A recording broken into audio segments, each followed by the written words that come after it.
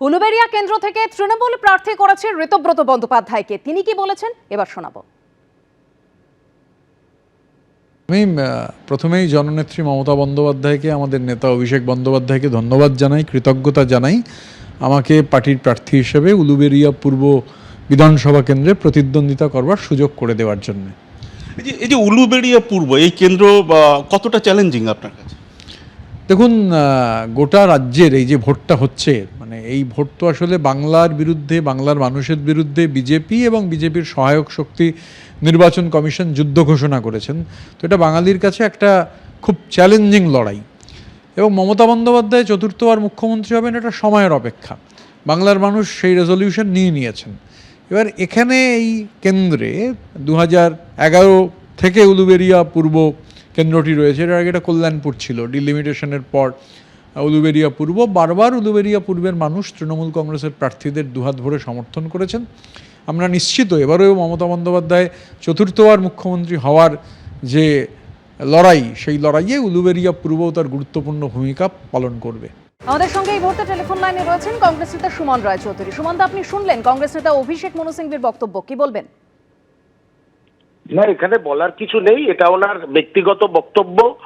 ওনার এই মন্তব্যের সঙ্গে সর্বভারতীয় কংগ্রেস কমিটি, পশ্চিমবঙ্গ প্রদেশ কংগ্রেস কমিটি এবং আপামর কংগ্রেস কর্মীরা যারা প্রতিনিয়ত ভারতীয় জনতা পার্টি এবং তৃণমূল কংগ্রেসের সঙ্গে লড়াই করছে, সেই আমরা তো ভুলতে পারি না সেই ফুলচাঁদ শেখ থেকে তপন কান্দু যে ঘটনা বাংলার মাটিতে ঘটেছে, খুব স্বাভাবিকভাবেই তৃণমূল কংগ্রেসের বিরুদ্ধে এবং ইকুয়ালি ভারতীয় জনতা পার্টির বিরুদ্ধে আমাদের লড়াই চলছে মাননীয় শুভঙ্কর সরকার মহাশয়ের নেতৃত্বে।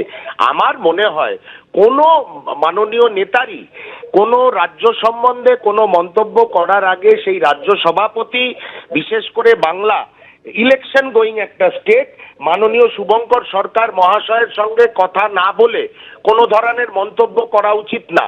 আর ইন্ডিয়া জোটের কোন শরিক দল ভালো ফল করবে কি করবে না, বাংলার প্রেক্ষিতে আমরা তৃণমূলের বিরুদ্ধে লড়বো কি লড়বো না, এই ব্যাপারে প্রথম যখন পাটনা বৈঠক হয়েছিল তখনই মাননীয় মল্লিকার্জুন খার্গে পরিষ্কার করে দিয়েছিলেন প্রথম সাংবাদিক সম্মেলনে যে এক একটা রাজ্যের এক একটা আলাদা আলাদা প্রেক্ষিত আছে।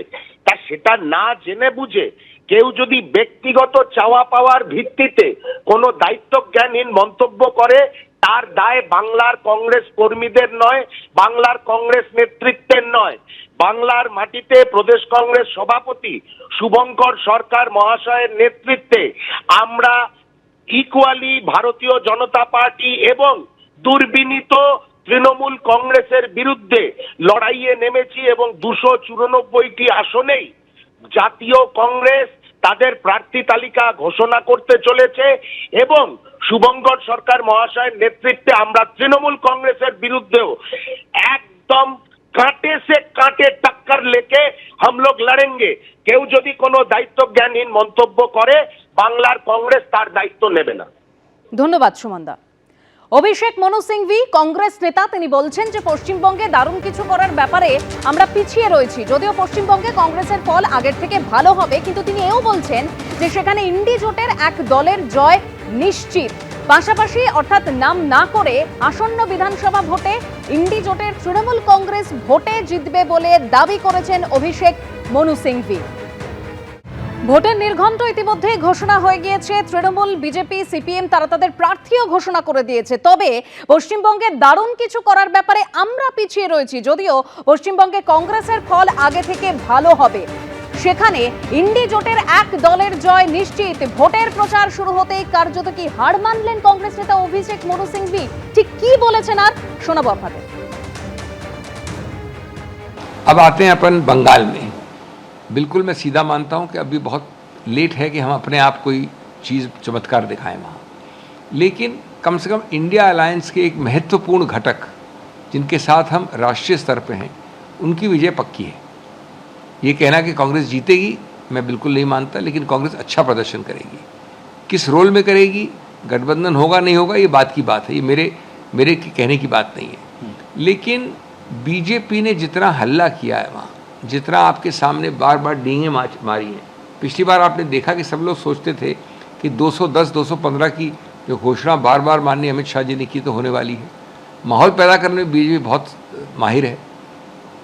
खोदा पहाड़ निकला चूहा, तो इस बार मैं समझता हूँ चूहे से भी कम निकलेगा, और इसलिए वहाँ भी बीजेपी की हार पक्की है। আজ সুপ্রিম কোর্টে আইপ্যাক মামলার শুনানি রয়েছে। এর আগে আইপ্যাক মামলায় সুপ্রিম কোর্টে হলফনামা পেশ করেছিল ইডি, যেখানে বলা হয়েছিল নথি নেওয়ার আগে কোনো তদন্তকারী আধিকারিকের অনুমতি নেননি মুখ্যমন্ত্রী মমতা বন্দ্যোপাধ্যায়। যে নথিগুলি নিয়ে যাওয়া হয়েছে তা তৃণমূলের নাকি কয়লা পাচারের, সে সম্পর্কে নিশ্চিত করা যাচ্ছে না, এটা ইডির তরফে জানানো হয়েছিল এবং সেই মামলার আজ শুনানি রয়েছে। ঠিক কখন এই শুনানি শুরু হতে চলেছে, এই মুহূর্তের আর কি তথ্য আমি জানবো আমাদের প্রতিনিধি সৌভিক মজুমদারের কাছ থেকে। সৌভিক, দেখো, সুপ্রিম কোর্টে মাননীয় বিচারপতি প্রশান্ত কুমার মিশ্রর যে বেঞ্চ রয়েছে সেই বেঞ্চে সিরিয়াল নাম্বার 14-তে রয়েছে এই মামলাটি, এবং এখন তোমাকে বলবো যে সিরিয়াল নাম্বার 9 বা 9 হচ্ছে, অর্থাৎ আর 5টি মামলার পরেই কিন্তু আইপ্যাক এবং ইডির এই যে মামলা রয়েছে সেই মামলার শুনানি শুরু হওয়ার সম্ভাবনা রয়েছে। এখন তোমাকে বলবো যে এই মামলায় প্রথমে ইডির তরফ থেকে যে দাবি করা হয়েছিল সেখানে তারা বলেছিলেন যে ইডির আধিকারিকরা যখন এই কয়লা পাচার মামলার ক্ষেত্রে দুটি লিড পান এবং সেই লিডের ভিত্তিতে তারা আইপ্যাকের অফিস এবং আইপ্যাকের কর্ণধার প্রতীক জৈনের বাড়িতে তল্লাশি করছিলেন, সেই সময় দেখা যায় যে মাননীয় মুখ্যমন্ত্রী সেখানে উপস্থিত হন এবং সেখান থেকে তিনি বেশ কিছু কাগজপত্র নিয়ে তারপর তিনি সেখান থেকে বেরিয়ে যান, এবং সেই অভিযোগের ভিত্তিতেই তারা সুপ্রিম কোর্ট এবং কলকাতা হাইকোর্টের দ্বারস্থ হন। সুপ্রিম কোর্টের কাছে মাননীয় মুখ্যমন্ত্রীর তরফ থেকে যে পাল্টা হলফনামা দেওয়া হয়েছিল সেই হলফনামায় মুখ্যমন্ত্রী বলেছিলেন যে এ ধরনের কোনো ঘটনা ঘটেনি। এই ঘটনার সময় যখন তিনি ঘটনাস্থলে উপস্থিত হন সেই সময় ইডি আধিকারিকদের অনুমতি নিয়ে তারপর তিনি তৃণমূল কংগ্রেসের দলীয় যে কাগজপত্র ছিল সেই ধরনের বেশ কিছু কাগজপত্র নিয়ে তারপর তিনি সেখান থেকে বেরিয়ে যান। অর্থাৎ ইডির তরফ থেকে যে চুরি বা ডাকাতির অভিযোগ বারবার করা হচ্ছিল শুরু থেকে, সেই অভিযোগকে তিনি কিন্তু নস্যাৎ করে দিয়েছিলেন এবং তিনি বলেছিলেন যে সেখানে যা ঘটেছিল সেই গোটা ঘটনাটাই ইডির আধিকারিকদের অনুমতি নিয়ে হয়েছিল, এবং তার পাশাপাশি তিনি বলেছিলেন যে এই যে ঘটনা বা এই তল্লাশি অভিযান এটা কার্যত রাজনৈতিক উদ্দেশ্য নিয়ে ইডির তরফে সংগঠিত করা হয়েছে। এর পাল্টা হলফনামায় তুমি জানো যে ফের ইডির তরফ থেকে বলা হয় যে মাননীয় মুখ্যমন্ত্রী যে কথা বলছেন সে কথা একেবারেই ঠিক নয়, সে কথা অসত্য কথা। তার কারণ এই ধরনের কোনো অনুমতি সেটা কিন্তু ইডির আধিকারিকদের কাছ থেকে নেওয়া হয়নি, এবং সেখানে কাগজপত্র নিয়ে যাওয়ার যে অনুমতি ইডির আধিকারিকরা দিয়েছে বলে দাবি করা হচ্ছে সেই দাবিও সর্বৈব মিথ্যা বা সেই দাবিও একেবারেই ঠিক নয়। ইডি আধিকারিকরা এই ধরনের কোনো অনুমতি দেয়নি। ফলে তার প্রেক্ষিতে আজকে তোমার সুপ্রিম কোর্টে এই মামলার শুনানি রয়েছে। ফলে সেই শুনানি যখন শুরু হবে তারপরেই কিন্তু উভয় পক্ষের তরফ থেকে ফের সওয়াল জবাব করা হবে এবং তারপরেই স্পষ্ট হবে এই গোটা বিষয়টাতে সুপ্রিম কোর্টের ঠিক কি পর্যবেক্ষণ রয়েছে। ধন্যবাদ সৌভিক। এবিপি আনন্দ, এগিয়ে থাকে, এগিয়ে রাখে।